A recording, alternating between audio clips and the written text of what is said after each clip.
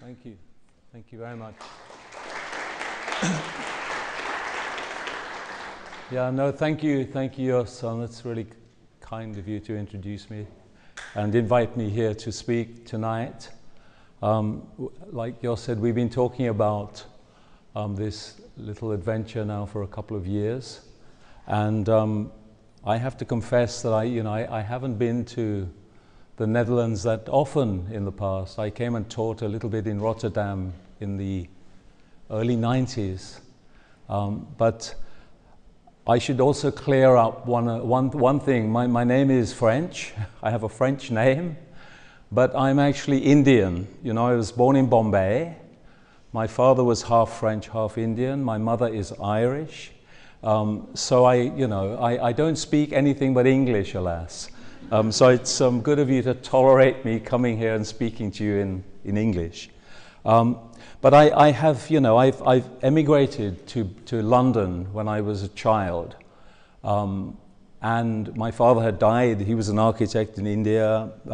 We have a big connection with Britain. My father studied at the Bartlett. He was an architect. So we lived in London, and just to talk, I think a lot of my work and a lot of my interest, in academia and in practice, and just the opportunities that have come to me, are something to do with, I think, the situation we all experience in our lives now is something to do with the displacement, I would call it. We're not sure sometimes where we belong and how we respond to our context. And I always have this notion that, I'm Indian. There's a sort of notion of diaspora.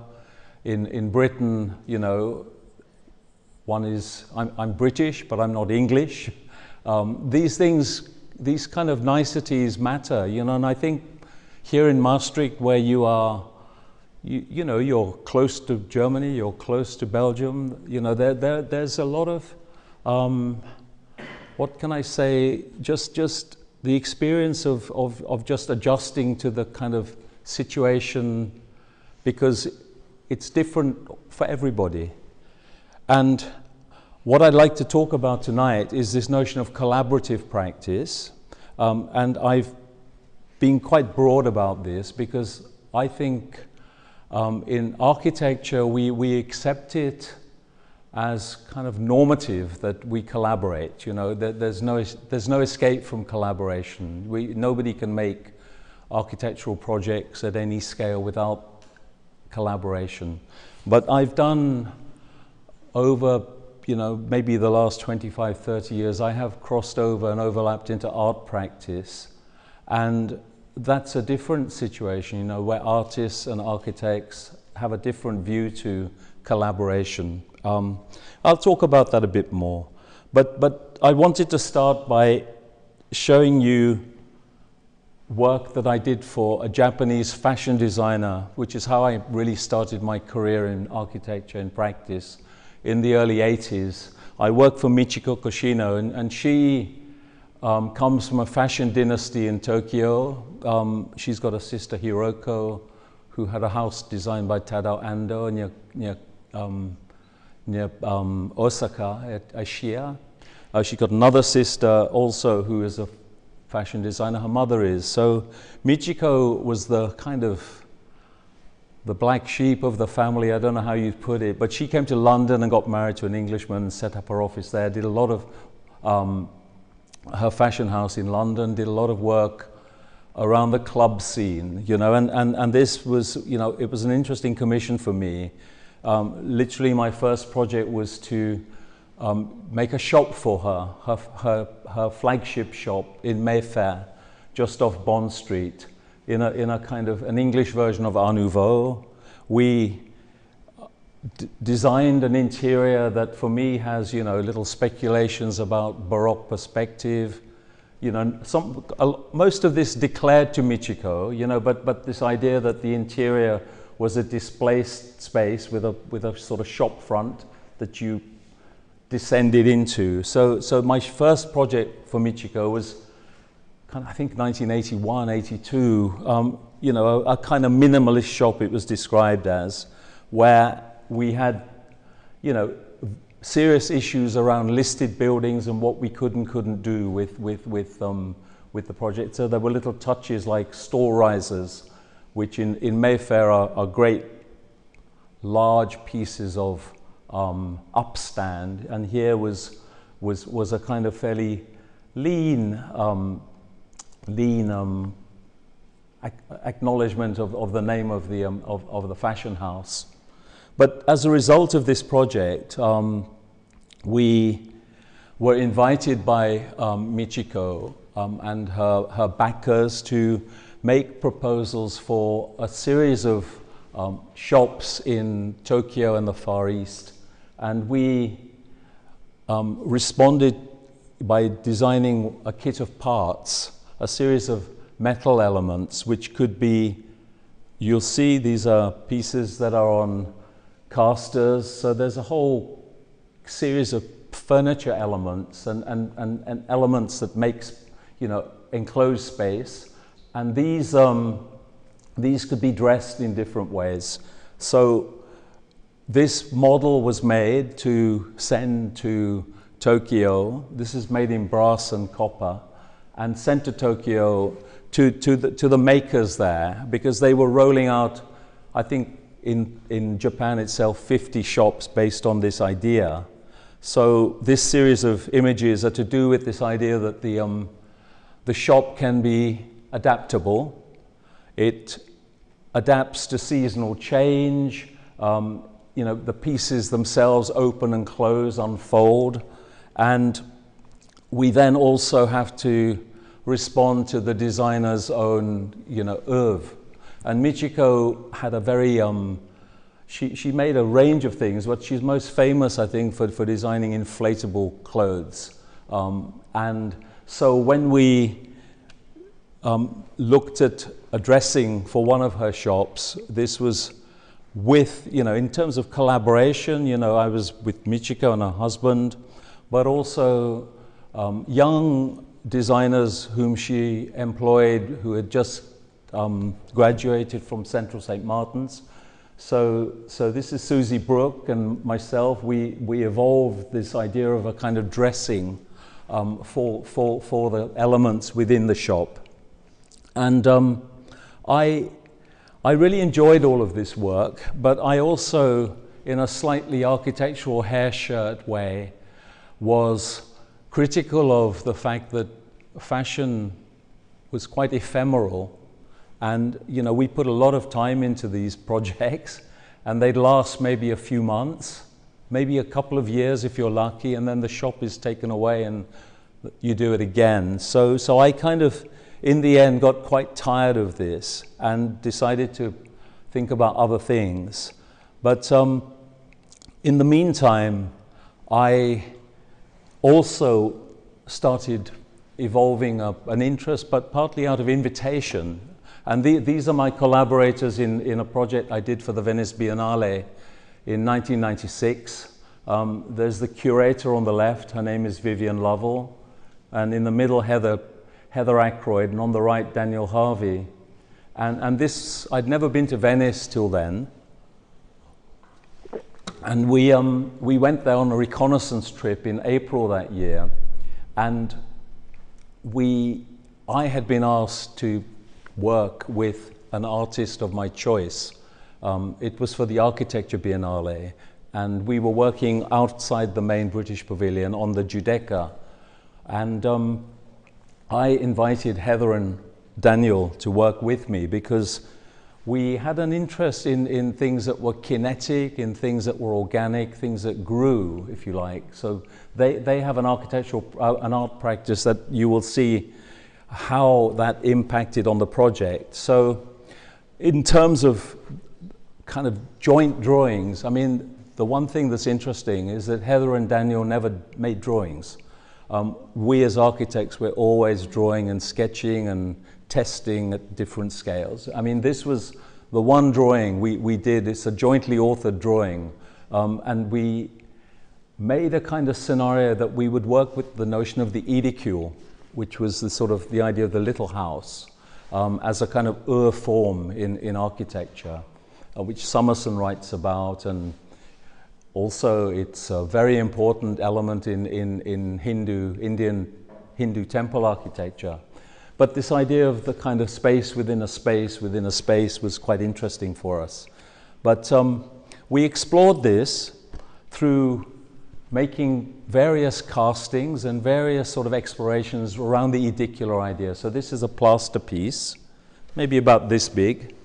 We made several dozen of these, and then we placed them in the canals around Venice, and we left them there. We went back in July that year and worked through to September. So we placed these around the lagoon, and we let them stay there. And I suppose the work that the work I do, you could say that I'm kind of interested in a kind of literary approach. And I was very friendly with an artist, Helen Chadwick, whose work is there. I mean, Helen sadly died in the 90s when she was young, but she evolved a really interesting art practice around, she's feminist, but around the use of her body and the use of elements, very architectural, but a kind of mixed media scenario. And she kind of alerted me to Spenser's The Fairy Queen, which was this kind of long poem, I think a 16th, 17th century poem in English.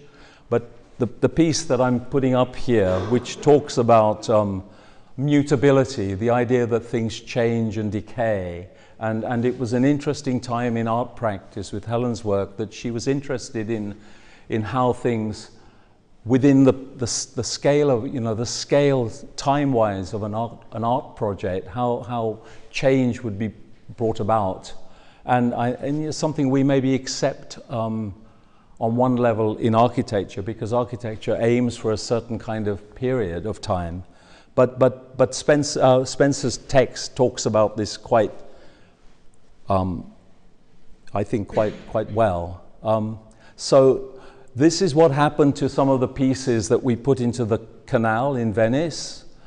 There were various, depending on the kind of flow of water and the kind of trajectory and the position, these plaster pieces deformed and changed. And we placed them in a gallery space on armatures. The gallery was, I'll show you with this. It was on the Giudecca, which is this part of the. It's opposite the gallery was here, and you're right opposite St. Marco, which is there, and the Grand Canal is there. So we had a fantastic opportunity to work on the Giudecca, but we also worked on the Dorsoduro. So again, we were, of course, interested in Gothic Venice, but we were interested in Palladio, and the kind of use of the edicular on a kind of monumental classical scale. And we then serendipitously discovered, we were trying very hard to name the project. We surreptitiously discovered that altar bread, wafer, communion wafer, is not made in convents or monasteries anymore. It's a commercial operation. And this was just an article that I found in the Evening Standard about a factory, a bakery in southern England at Folkestone that made communion wafer. So this became a very interesting discovery. We call the project Host, and host has a variety of meanings in English. Host is the body to which parasites attach themselves. I mean, host is the communion wafer, and host has various connotations in terms of the way we relate to one another. We host things and so on. So we played games with the use of this communion wafer, and we made various dispensing machines in the city, chromium-plated little dispensing machines which were placed around the city for people to access communion wafer in a secular way. And then we played other games with the altar bread itself. These are 4 pieces of bread, each about the size of a roofing tile, a roofing slate, and so they come ready embossed. So you can have Christ on his cross, you know, upside down, the right way up, depending on how you chose to kind of deal with this. So we worked with the communion wafer panels and made a kind of an edicular structure held together with paper clips set above a tray of communion wine. And we were interested in void space and reflection. And so this piece was in the gallery, along with the plaster pieces. And we then also started another project in an old chapel on the Dosa Duro. And this is where Heather and Daniel's practice came into force. You know, they're interested in growing, you know, germinate. So we germinated grass seed on a structure, and then we watered it so that the structure started to flower. And it was placed in an old space, which was still a consecrated space. It was still used by a group of old people who lived in a house nearby. And we then built a little temple within an edicular space within that. But here the void was within the sort of volume of the grass upper part. And this is what happens to you if you come and work in my office. You know, you don't have to go down a coal mine. But the process of pigmenting the void was kind of interesting to deal with that. And this actually is Tom Emerson, Jos, yeah, who was working with me at the time. And this, it's very hard to photograph, so this has been like a collage of the piece in that space. And outside, all you get is this kind of impression of a kind of looming green mass. And we let this just rot in the end. During the course of the Biennale for 2 months, we stopped watering it and we left it. So there's this notion of, you know, it was working for one period of time, and then afterwards I think we just couldn't attend to it, you know. And I think this is an issue we have in architecture, you know, how long do the works that we do keep our attention and retain our kind of our care and our love. And I think this kind of impacts on the kind of housing issues that we're facing these days, and always have done, you know, in the period of the late 19th century, 20th century, when we started making social housing. Jos has mentioned this book, Housey Housey.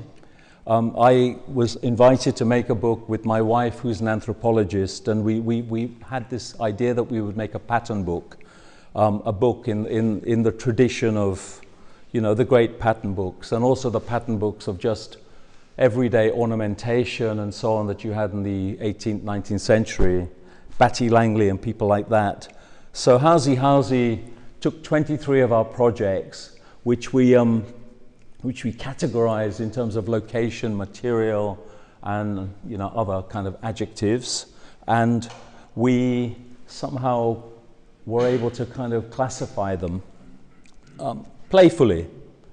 So this is a page or a series of stills out of Housey Housey when we were putting that together. We then exhibited at the RIBA that to celebrate the launch of the book. An academic and photographer, David Grandorge, and his students at the Cass School of Architecture His students made dolls' houses which were taken from the projects in the book. So we gave them a table and we gave them a set of drawings of the houses, and then they had to reinvent it. And there was this idea that, you know, the pattern book is a gift where you can interpret from it. It's not about faithful copying. So Housey Housey was some kind of, you know, celebration of that notion of invention. This was a project that we built in 6 houses back to back, and this indicates how that works. Then we also had this project. This is called the Invisible House, and the Invisible House is an underground house. So this table was adapted to illustrate some of the tenets of that project. And then the Invisible House itself exists, you know, in this photograph as a before and after. This is in West London. This is one of my key interests, I think, academically, is interwar British suburbia.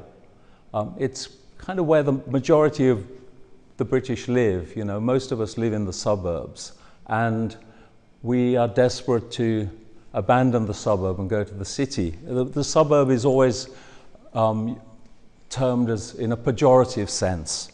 So we evolved a project to do with a house that was partially buried in the ground. Very traditionally, it relates to a courtyard house in most cultures. And what was interesting for me here in West London, that it was an attempt to understand and enjoy semi-detached suburbia, which is undergoing kind of death by 1,000 cuts. You know, these houses are not respected. The existing houses are changed, altered, windows replaced, dormer roofs added, garages, etc. The front gardens are crossed over with make space for your car parking and so on. So the idea here was to say, well, let's make another order of, another typology, another letter in the alphabet of types. And this was called the Invisible House, which sits in the back garden of an existing semi-detached house, and it deals with all the sort of protocols, the regulations about overlooking, rights of light, daylight, sunlight, good quality construction, and it provides a range of loose fit spaces. And it's a kind of another kind of idea of displacement, and I'll come to the issue of collaboration in a bit, but here we've basically taken out the garden and put the garden back on the roof, so that when you see it from the road, the darker piece is below ground, the lighter piece is above ground. You drive in, park on the roof of the bedroom, that you drive in and park, that's the car park there. This is the void space over the sunken courtyard, and then the rest of it is a barbecue, a lawn, a greenhouse. You go through the greenhouse down into the ground floor, which is this space, and in this instance shown as an armature, which is a kitchen, a bath, a stove, a fireplace, living room, bedroom, and then a service zone which contains bathroom, storage, even a small desk. And then above your head, this idea of registering the sky and relating the building, you know, in a way, you know, in a grand gesture, you know, cosmically to the heavens. The grid is this kind of the artifice of registering that moment, you know, above your head, the heavens. And this was an idea of the invisible house, you know, densification of suburbia by stealth, I would call it.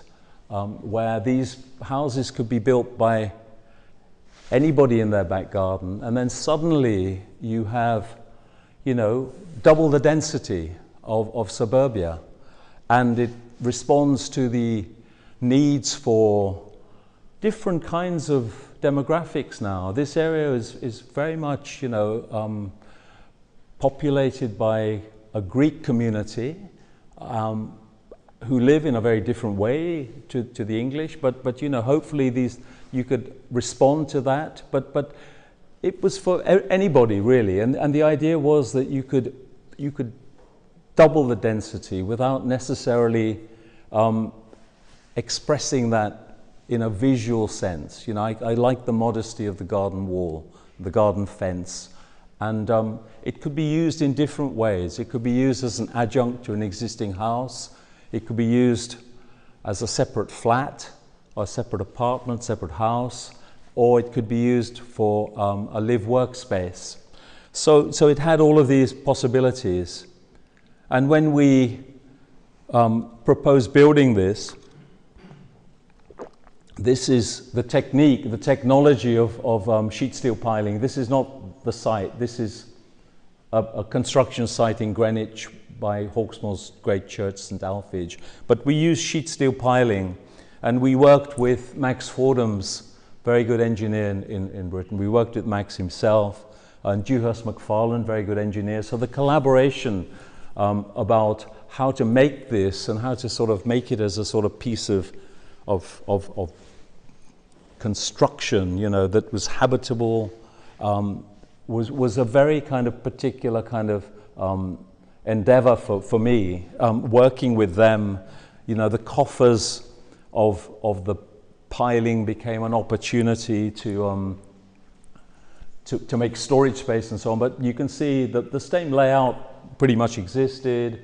The one thing that we did with this part of the project was to elevate the roof, because the planning authorities refused us permission to just lift the roof ever so slightly, because there were issues they felt of overlooking. We thought those were issues of conviviality and connection with neighbors, but we were disallowed from that. So the roof is elevated, but what this does do is that this is the bedroom with the parking space, a section through the double height living room now, and another view through that. So what it does do is it does allow this space, this house, to become much more flexible in terms of how you make it and adapt it. So this could be one house for a couple or some single person or live work, but it could also be subdivided into several different bedrooms so that you could live there as a family. And in London, we have kind of existence minimum, I would say. Our space standards are quite reductive. So, and what you see here in these, in the coffers, they're glazed, they're treated like vertical cold frames that you'd find in a garden. And the courtyard, and then the double height space, which has the potential for subdivision into more bedrooms. So this has been a very kind of influential project for me, and we were able to evolve this project and test it out in various other scenarios. I'm not really going to show you any of that tonight, but on the basis of that project, we won a competition for the House of the Future, which we built prototypes at the Ideal Home Show at the turn of the century. But this house, I want to talk about in terms of hybridity.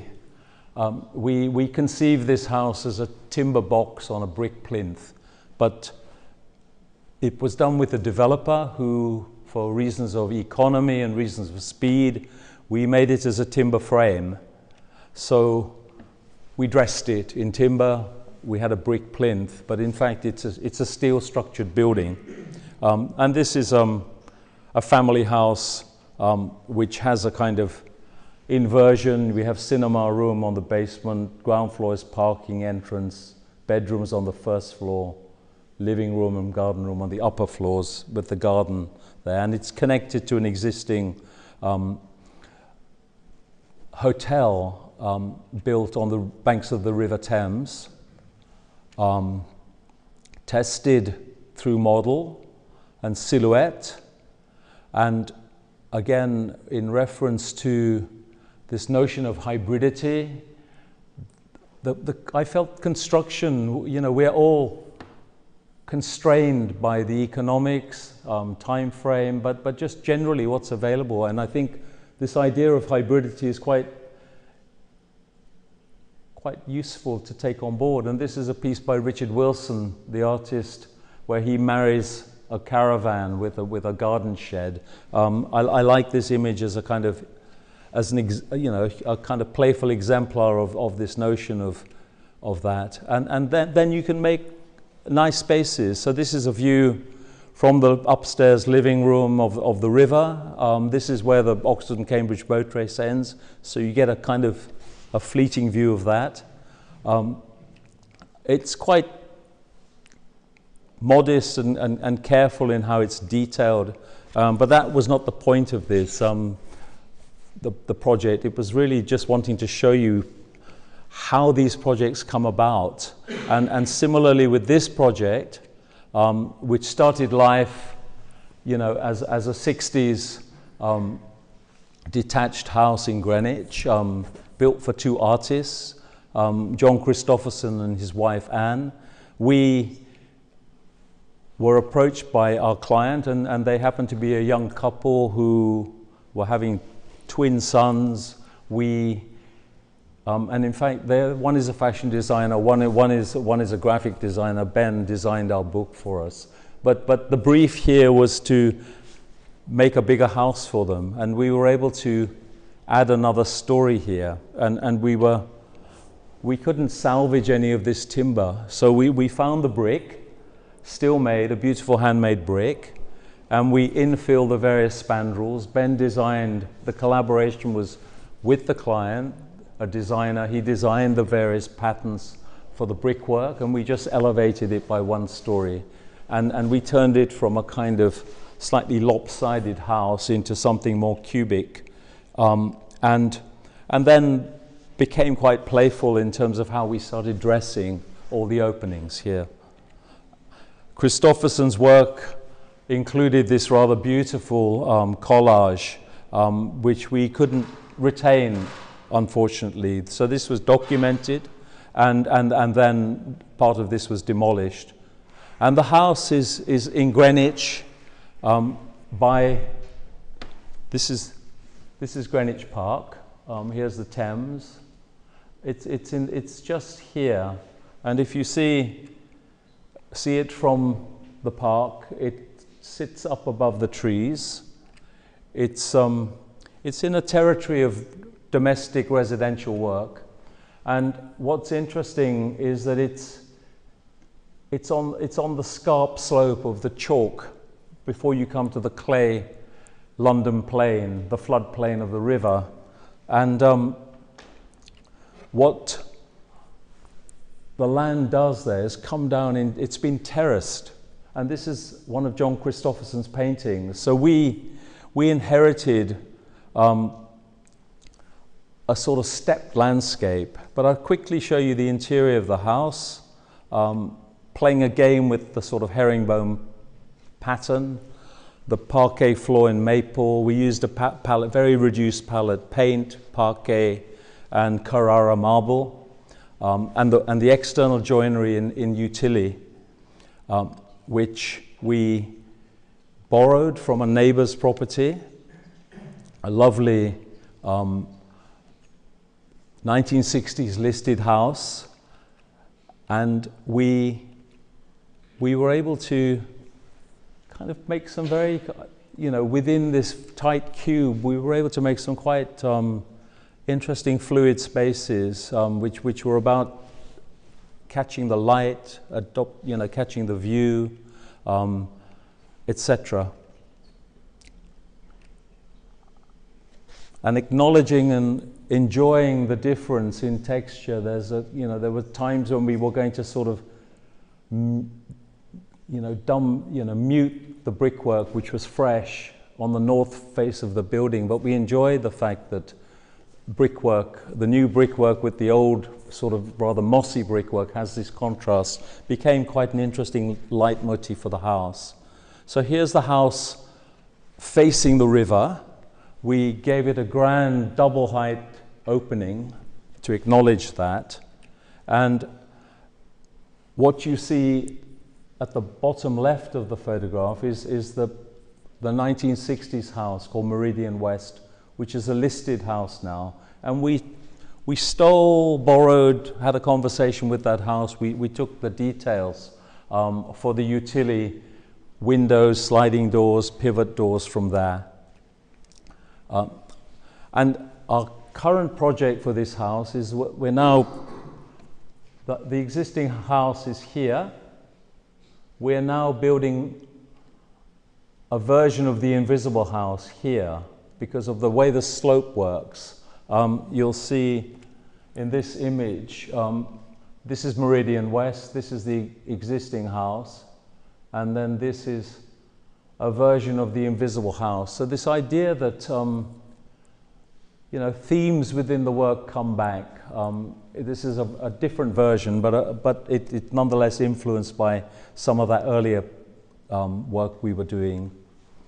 And at the same time as that project was happening, we were doing a project for a developer on a building that he'd already converted from a gas laboratory. Here we were adding 2 pavilions on the roof of this building. This is in Fulham in London. And for us, it was again a kind of a project of before and after. We were just taking the redundant plant rooms and we were just sleeving them and transforming them from utilitarian space into domestic space. The collaborative endeavor here was really with a brilliant engineer called Helen Chadwick, who runs a practice called Atelier 1.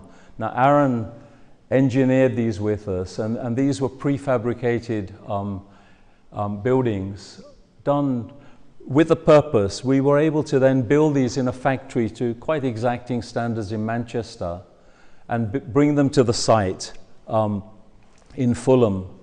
All this property below was occupied, therefore we were able to add these units, add the houses, and the heavy work of that was done in about 3 weeks. Instead of 6 months. So that was a kind of interesting initiative because there were lots of very difficult neighbors who were obviously concerned with their, noise and so on. So we were able to kind of alleviate some of their concerns. What we did here was just wrap the building in a gauze. Again, a kind of hybridity where the appearance is this sort of shimmering metal, but in fact it's a whole series of elements and components quite rudely put together. And we were interested here in this kind of idea of a blurred silhouette, so that when you look at the top of the building there's a kind of a blurring, and this view demonstrates the view facing the city. So these houses were like little classical temples on the rooftop of the existing building. And now we are adding another element to this ensemble, where these are the 2 rooftop houses here and here. And this building that you see at the bottom with the tower, this is called the Rocket Room. We're now making a project for what they call B1. So the plinth, the angular plinth, is office, and the tower is residential.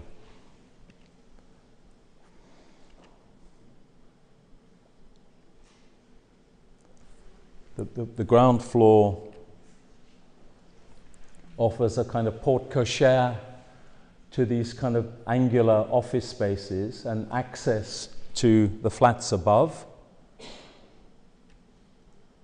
This is the ground floor with some parking. You can see the the access to the lift on the left-hand side of the plan. That's the lobby to go up, a fire escape stair. And then each flat is this flat in the round. It's a faceted plan, 32-sided plan shape. It provides, it's not vast, it's about 1,800 square feet, 180 square meters, 3 bedrooms. But the game here is to not really touch the perimeter wall so that your doors slide back into the body of the building to kind of offer this kind of promenade. We were talking about architectural promenade just now, but this is another kind of promenade here.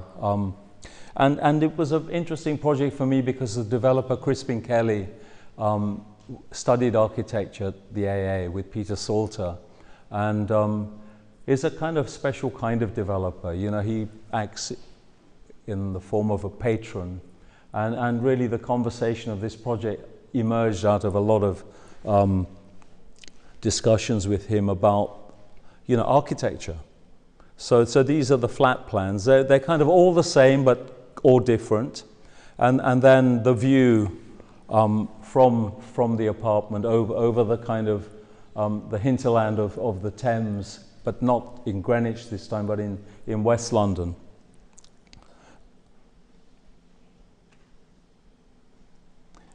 And to kind of finish this little section of the project, of the lecture, I've shown you sort of houses, you know, in timber, brick, steel. I mean, this is an opportunity that I had to make a project in Umbria, near Todi, just in the Umbrian Mountains, just off the Tiber Valley. The site is sort of over here. You'll have, and it's hidden in this cluster of trees. The crane is because the photograph was taken when the project under construction. This is part of the Faina estate. The Faina are kind of ancient family who have an estate that runs for several thousand hectares. But our client, for whom I'd worked in London, bought part of it, including a castle, a ruined castle on the mound, and a chapel, which has been much altered. You know, some of it is 14th century, some of it 19th century. It was deconsecrated in the 1980s and lived in by a German family who used it as a summer house. So we, a lot of our effort, this project was on site for about 5 years, and a member of the office lived on site for 2 years. The project was very much about this restoration of the fabric of the existing building, which consisted of a chapel and a priest's house and a cobbler's house, and a little village called Montione, and this is all that's left. So the chapel is here. This is kind of restored and treated like a vestibule, a kind of quasi-living room. The plan shows you on the left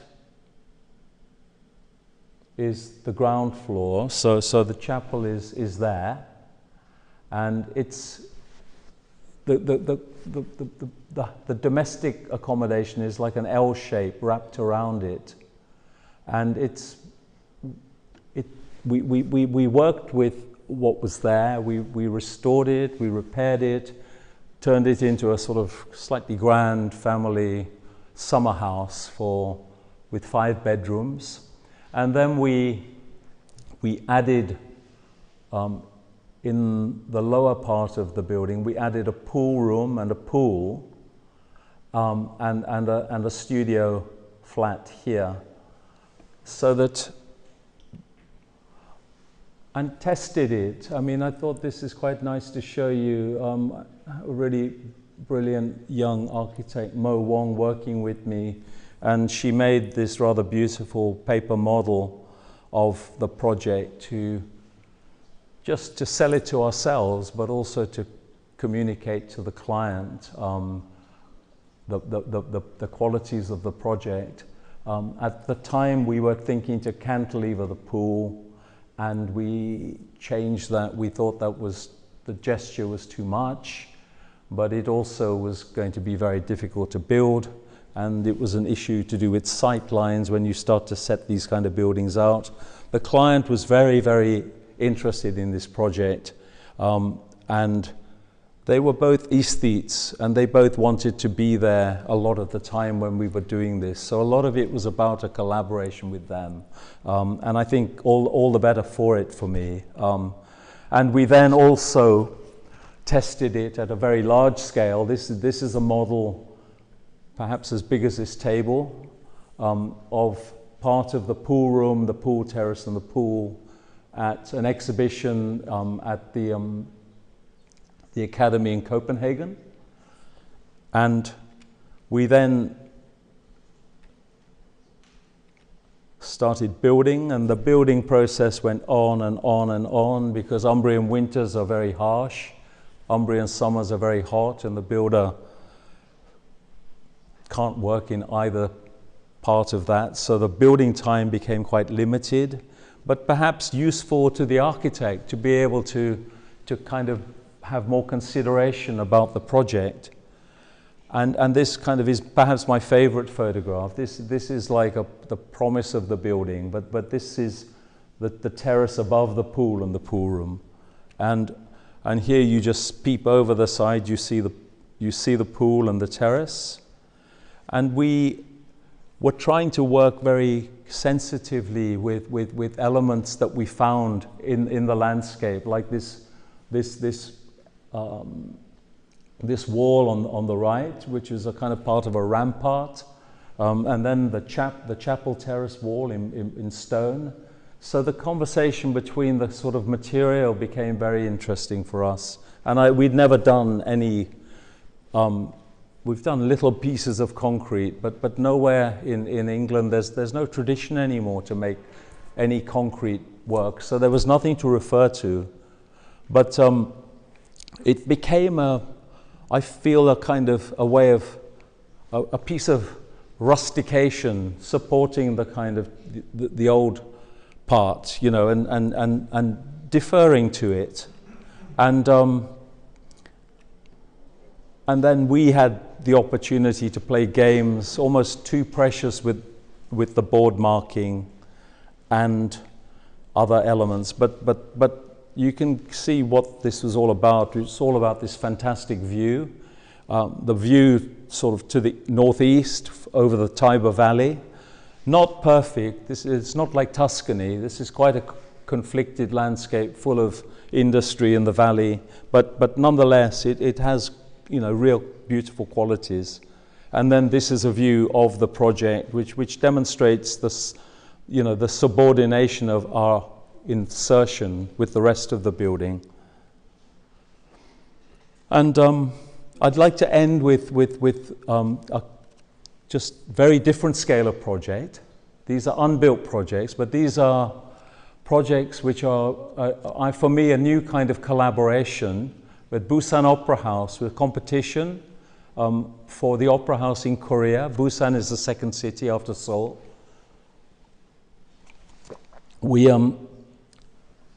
We called our project Opera on the Move, and I collaborated with Yezi Kuo. He's a Chinese architect who had worked with me in London and in Italy, and then he went to live in Beijing, and he lived in Beijing. There was another student of mine from the AA, Ben Bella, and I was in London orchestrating the engineers and the cost consultants, and we made a proposal which was quite kind of, on one level, quite playful, but I thought really interesting for the Koreans, you know, who don't have a reputation for, you know, the dissemination of Western opera, you know, classical opera. So this idea that part of the building could appear in different countries around the world. You know, you could sail the opera house to New York, but most of the time, or some of the time, the building was an integral part of an ensemble of performance spaces on the harbor side at Busan. And you can see the kind of diagram here showing how it detaches itself from the harbor wall. And we liked this idea because we thought our project was offering the client body, not 3 performance spaces, but we gave them multiple performance spaces, including these kind of interstitial spaces. Once the mobile part of it, the floating part, detached, there's one space, and then there is one space also there. So the idea of this kind of building having a versatility was quite intriguing for us. We tested it. This was our kind of homage to Malevich and his Architecton, but at the scale of a battleship, an aircraft carrier, and then engineered in a way the collaboration also with, again, Helen Chadwick. There were no columns in this building. It was all plate, stress skin construction.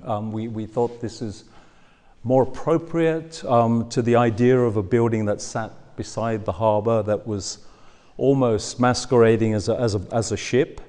So it allowed us to kind of create a kind of an ensemble of performance space and then sandbagged on sides by all the other different elements that were required in the program.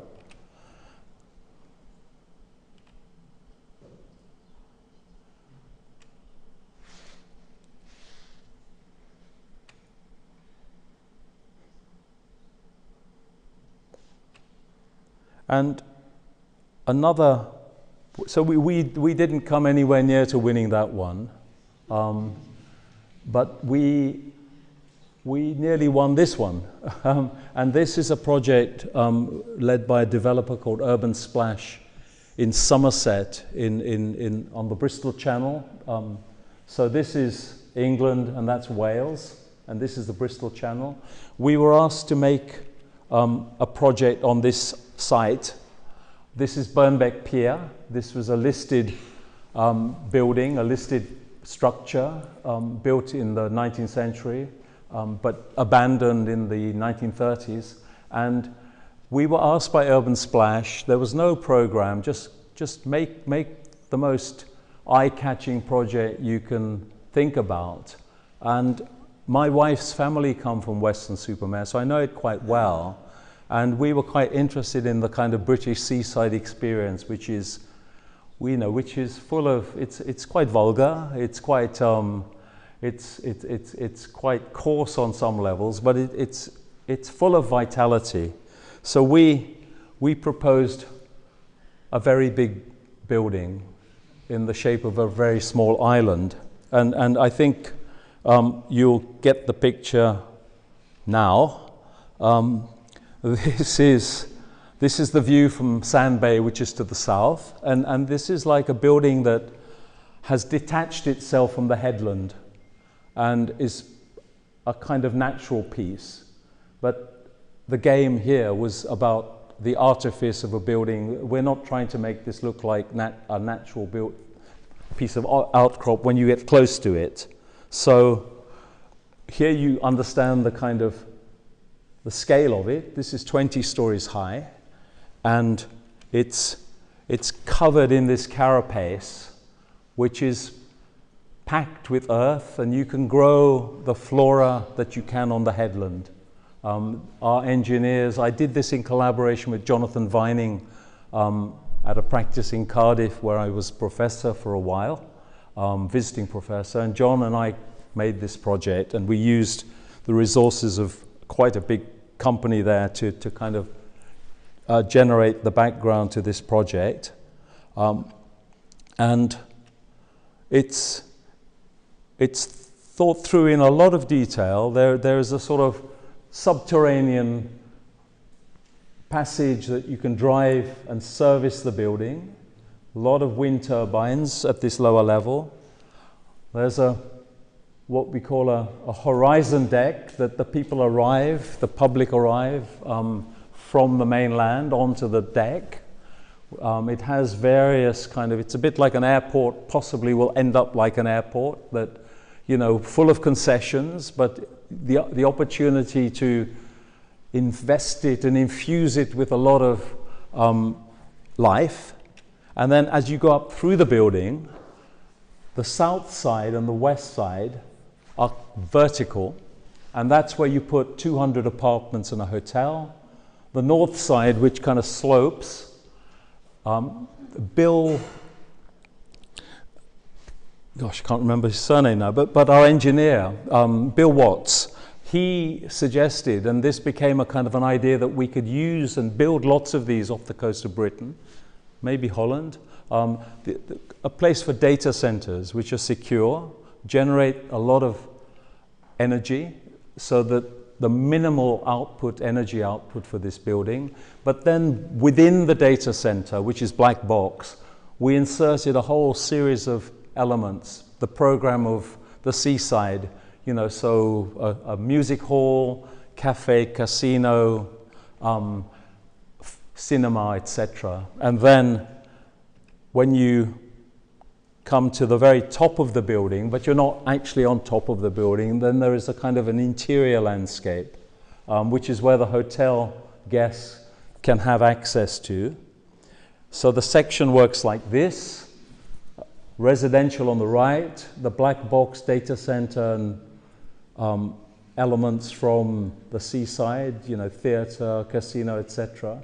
And then this kind of landscape, an interior landscape below the carapace.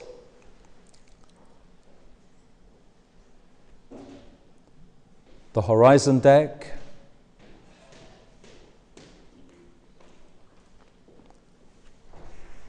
And wanting to just to tell you the way that we conceived the carapace. This is a kind of concrete structure where we didn't want to, we chose to work with a kind of Islamic pattern for this, which talks about the microcosmic and the macrocosmic. And the Islamic pattern was adapted so that it could wrap across the whole structure, and apertures in that were tested through a model which gave it a kind of more irregular appearance. There's no, you know, it's disorderly, but there's a kind of an underlying order to this. And then the convention of the kind of bourgeois apartment was played out. All the apartments were duplex with 3 bedrooms and you know, double height living room, set behind this carapace, which is what you see here on here, and then what you have is this sort of relationship, a kind of a veiling between the domestic environment through this sort of grand piece looking at the town beyond. And from what they call west, I think this is Sand Bay. This is a nature reserve. So the idea here from this side, it starts to pick up more of the kind of natural elements. And we made a kind of relationship to these existing islands in the channel. This one, there's another one, and one is called Steep Home, one is called Flat Home, and we title this Pleasure Home. And unfortunately, I think this was a 2-stage competition. I think my experience of entering competitions where there are 2 stages and I'm shortlisted, and we don't often win in the 2nd stage, is I think the judges make their mind up at stage 1. And I don't know why they ask the rest of the people to make any effort at stage 2. But they actually told us that 11 of the 12 judges liked this best at stage 1. At stage 2, what they told us was that, "Oh, your project is really quite big, Pierre. You know, this is like a million square feet of development. You know, that will probably cost over 200 million pounds, you know, but our budget is only 18 million. So, we, you know, why didn't they tell us this at stage one, yeah? Or even at the beginning of the competition? It's a kind of crazy business.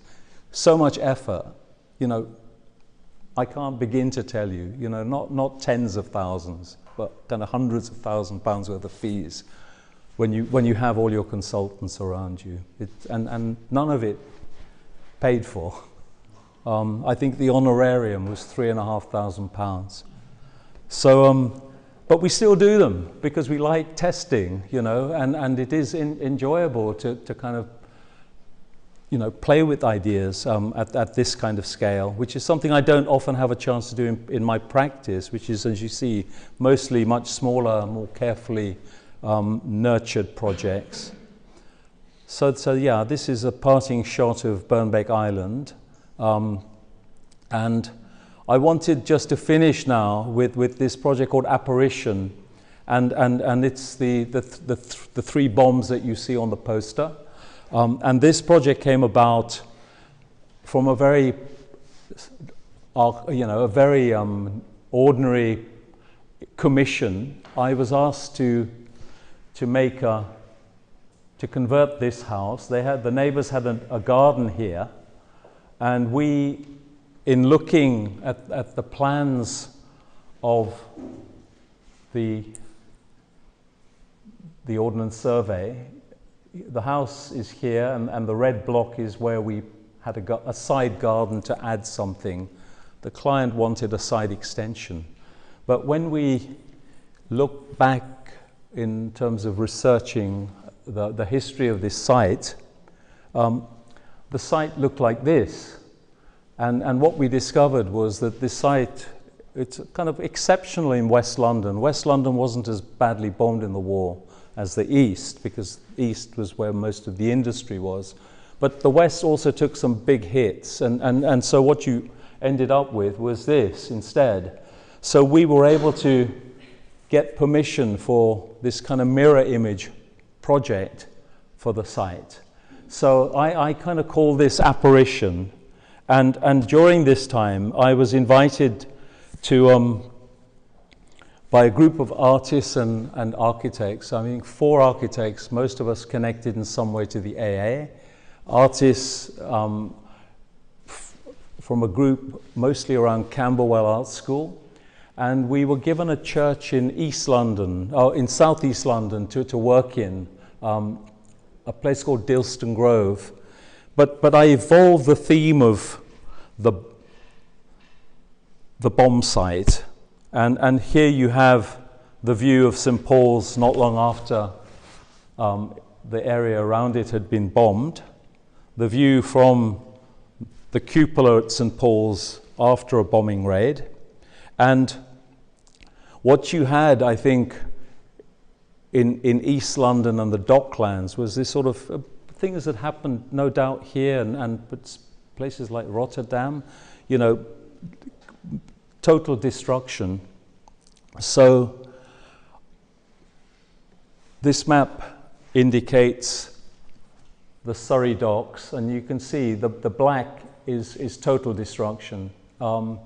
And when you see the key at the bottom, it's different colors relate to the kind of extent of damage. But our site was just here. So yeah, where is our site? Yeah, our site was just there. There's an amazing church, a concrete church, the first concrete structure in London, a first ecclesiastical concrete structure in London, which is now a gallery. So we were in there. So it's kind of in position just there. And so we did some research, and we have the Imperial War Museum in London. I found a few examples, or maybe 2 examples of the SC-50. But these 3 bombs were the most frequently used bombs by the Luftwaffe I think they dropped 30,000 on London in that short period during the Battle of Britain.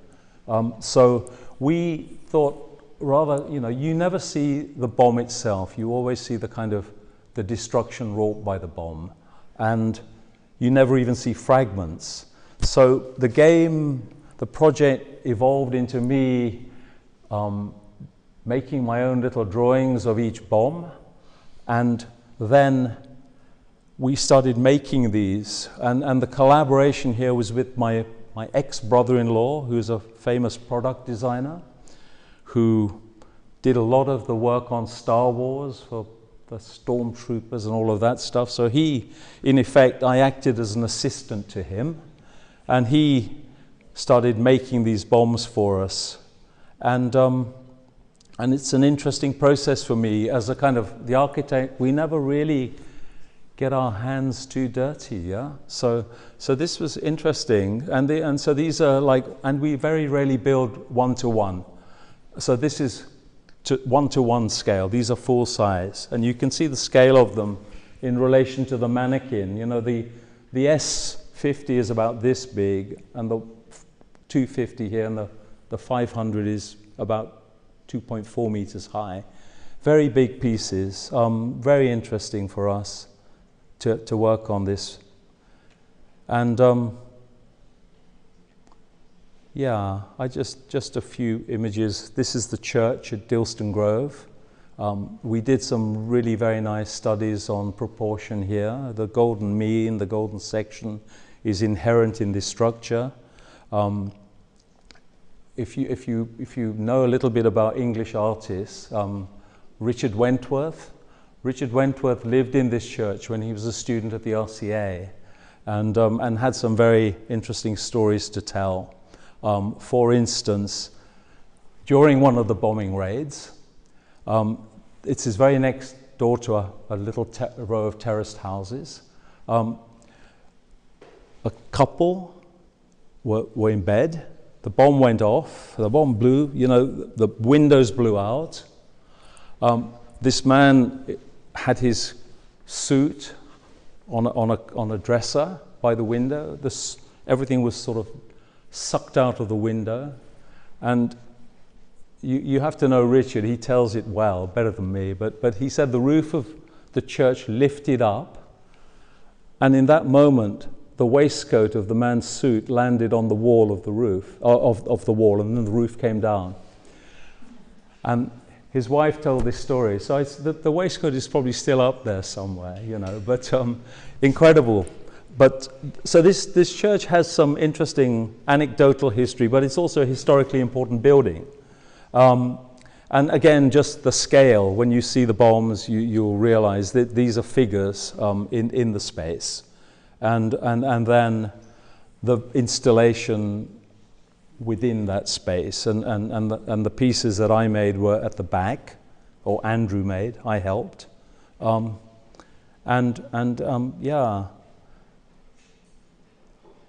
But we call this the Holy Family Apparition, and we modified the pieces to kind of anthropomorphize them as well, So Mary has 2 breasts, Joseph has a willy, and Jesus is sexless at the moment, but this project is one that I'm evolving into another kind of scenario now, where we're hoping that the Soane Museum will, because the Soane Museum was badly bombed in the war, and the Dulwich Picture Gallery, we want to make a kind of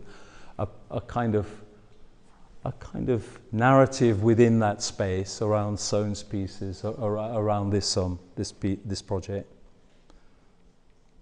So that's it. Yeah, thank you very much.